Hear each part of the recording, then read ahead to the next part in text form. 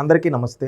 ఆంధ్రప్రదేశ్ రాష్ట్రంలో ఉండే ప్రజలు, యువత అందరూ ఒక నిమిషం ఆలోచించండి. ఈ రాష్ట్రంలో గతంలో శాసనసభ్యులుగా చేసిన వ్యక్తులు ఎలా మాట్లాడుతున్నారు, వాళ్ళ ఆలోచనలు ఎలా ఉన్నాయనేది రాష్ట్రంలో ఉండే ప్రజలందరూ గమనించాలి. ఈయన పేరు సుధాకర్ బాబు, ఎక్స్ ఎమ్మెల్యే. ఈయన మాట్లాడుతూ నిన్న ఆంధ్రప్రదేశ్ రాష్ట్రానికి ప్రపంచ కుబేరుడిగా చెప్పుకునే బిల్ గేట్స్ గారు రావడం జరిగింది. బిల్ గేట్స్ గారు వచ్చి ఆంధ్రప్రదేశ్ ప్రభుత్వంతో వాళ్ళ గేట్స్ ఫౌండేషన్ ద్వారా కొన్ని ఎంఓయూస్ అనేవి చేసుకోవడం జరిగింది. ఆ ఎంఓయూస్ ఏంటంటే, ఒకటి హెల్త్ సెక్టారు, అదేవిధంగా ఎడ్యుకేషన్ సెక్టారు, అగ్రి సెక్టారు, అదేవిధంగా మెడ్టెక్, వీటిపైన కొన్ని ఎంఓయూస్ వాళ్ళ ఫౌండేషన్తో ప్రభుత్వంతో కలిసి పనిచేయడానికి చేసుకోవడం జరిగింది. దాని ద్వారా ఆంధ్రప్రదేశ్ రాష్ట్రంలో అనేక వర్గాల ప్రజలకి, పేదవాళ్ళకి అతి తక్కువ ఖర్చులతో నాణ్యమైన విద్య, వైద్యం, అదేవిధంగా అగ్రికల్చర్లో మనం మార్పులు తీసుకొని ఉపయోగపడతాయి.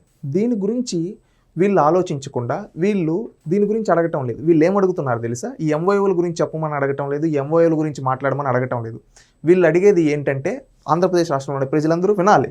రేపు ఈ రోజు బిల్ గేట్స్ కి పెట్టిన టీ ఖర్చుల వివరాలు రేపు ప్రకటించాలి. టీ ఖర్చుల రేట్ల గురించి అడుగుతున్నాడు. బిల్ గేట్స్ కి పెట్టిన సమోసాల ఖర్చులు ప్రకటించాలి. బిల్ గేట్స్ కోసం పెట్టిన స్నాక్స్, భోజనాల ఖర్చులు, మీరు తైతక్కలాటానికి చేసిన కార్పెట్ ఖర్చులు, ఆ వివరాలన్నీ కూడా రేపు ప్రజలకు వివరించి చెప్పాలి. ఆ బిల్ గేట్స్ ని రాజధాని ప్రాంతంలో తిప్పడం ద్వారా నా రాష్ట్ర ప్రయోజనాలకు ఏం సమకూర్చి పెట్టారో, ఏం అనుకూర్చి పెట్టారో వివరాలు చెప్పమని అడుగుతున్నాం. ఎందుకు రావాలి బిల్ గేట్స్? ఇప్పుడు ఏ పని మీద వచ్చాడు? ఆయన వచ్చిన ద్వారా ఈ రాష్ట్రానికి జరుగుతున్న మేళ్ళు ఏమిటి? ఈ దిన తర్వాత నాకు తలబట్టుకొని, ఏంట్రా నాయన నా రాష్ట్రంలో ఇలాంటి వాళ్ళు ఉన్నారా అని సిగ్గుపడుతున్నా ఒక ఆంధ్రుడిగా.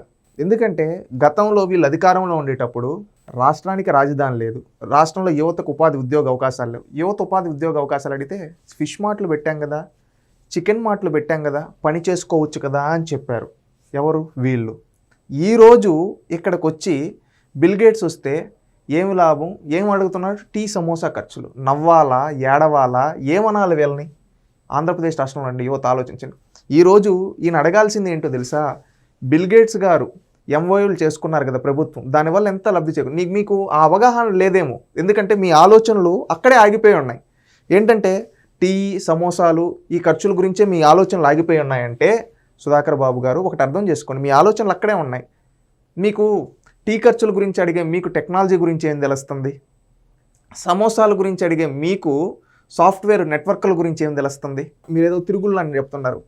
ఎక్కడికి బయట తిరిగే మీలాంటి వాళ్ళకి ఈరోజు టెక్నాలజీ ఏ విధంగా సమాజంలో మార్పు వస్తూ ఉంది, ప్రపంచవ్యాప్తంగా ఏ విధంగా టెక్నాలజీ దూసుకుపోతుంది, అంటే మీలాంటి వాళ్ళకి ఏం తెలుస్తుంది?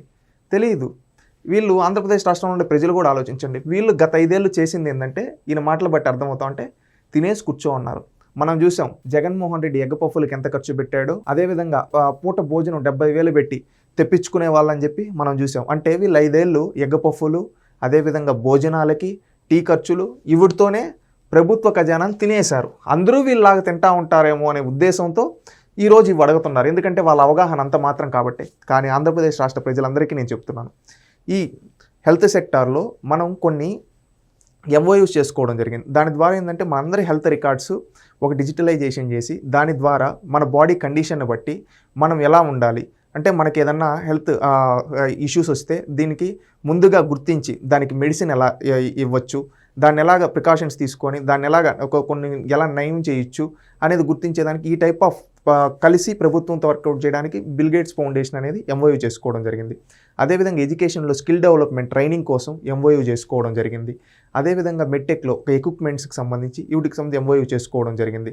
ఇదే కాకుండా అగ్రిటెక్లో మనం చూస్తూ ఉంటాం, ఈరోజు పొలాల్లో ఒకప్పుడు మనుషులు వెళ్ళి మందు కొట్టేవాళ్ళు, ఇప్పుడు డ్రోన్స్ కొడుతూ ఉన్నాయి. అదేవిధంగా రేపు భవిష్యత్తులో ఒక పంట పొలంలో తీసుకుంటే, ఎక్కడన్నా పంట ఎక్కడ చెడిందో అక్కడ వరకే మనం వీటిని పెస్టిసైడ్స్ వీటిని యూజ్ చేయడం వరకు కావచ్చు, పెస్టిసైడ్స్ తగ్గించి ఒక ఆర్గానిక్ ఫార్మింగ్ని, ఒక టెక్నాలజీని యూజ్ చేసుకొని ఏ విధంగా చేయొచ్చు, ఏ ఆధారితంగా ఏ విధంగా మనం మన హెల్త్ సెక్టార్లో, అదేవిధంగా ఎడ్యుకేషన్ సెక్టార్లో, అదేవిధంగా అగ్రి సెక్టార్లో చేయొచ్చు, వీటికి సంబంధించి ప్రభుత్వం అనేది ఎంఓయూస్ చేసుకోవడం జరిగింది. వీటి ద్వారా రేపు రానున్న రోజుల్లో మనం తక్కువ ఖర్చుతో ఎక్కువ లాభాలు ఆర్జించడం కావచ్చు, అదేవిధంగా మన వాళ్ళు ఇంకా ముందుకెళ్ళడం కావచ్చు, ఇలాంటి జరుగుతుంది. ఎవరైనా హెల్త్ ఇష్యూస్ ఇలాంటివి ఉండేటి వాళ్ళకి ముందుగానే తక్కువ ఖర్చుతో మెడిసిన్ అందించడం కావచ్చు, వాటికి తగిన చర్యలు ఎలా తీసుకుంటే వాళ్ళు దాని నుంచి బయటపడవచ్చు, ఇలాంటివన్నీ చేయడం కోసం ఈ విధంగా గేట్స్ ఫౌండేషన్తో చేసుకుంటే కనీసం అవగాహన లేకుండా టీ ఖర్చుల గురించి వీటి గురించి మాట్లాడుతున్నారంటే వీళ్ళ స్థాయి ఏంటో ఆంధ్రప్రదేశ్ రాష్ట్రంలో ఉండే యువత అంతా ఆలోచించాలని చెప్పి అడుగుతూ ఉన్నాను. ఆయన చూసాం. ఇక రెండో ఆయన, ఈయన పేరు ఏంటంటే వెంకటరెడ్డి. ఈయన వైఎస్ఆర్సీపీ అధికార ప్రతినిధి. ఈయన అవగాహన స్థాయి ఏ విధంగా ఉందో కూడా మనం ఒకసారి చూద్దాం. సో నిన్న బిల్ గేట్స్ తీసుకొని వస్తే ఇక్కడ ఏమన్నా ఆయన సాఫ్ట్వేర్ సంబంధించో మైక్రోసాఫ్ట్ వీటికి సంబంధించి అనుకున్నారు అందరూ. దానికి కాదని తీసుకొని వచ్చింది.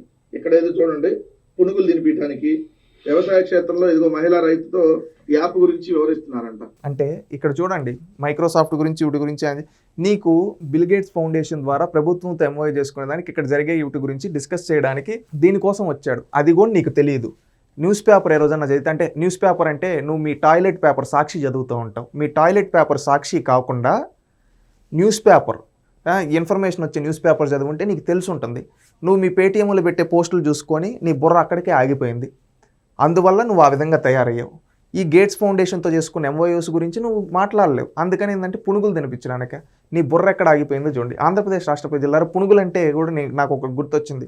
ఒక తెలిసిన మిత్రుడు చెప్పారు, వెంకటరెడ్డి గారు దేనికైనా ఆగుతాడు కానీ సాయంత్రం 4:30, 5:30 అయిందనుకోండి, హైదరాబాద్లో ఆ ఎస్ఆర్ నగర్ ద్వారా మళ్ళీ వచ్చి ఆ కూకట్పల్లి దగ్గర పునుగుల షాపుల్లోకి వెళ్ళి పునుగులు తింటా ఉంటాడు.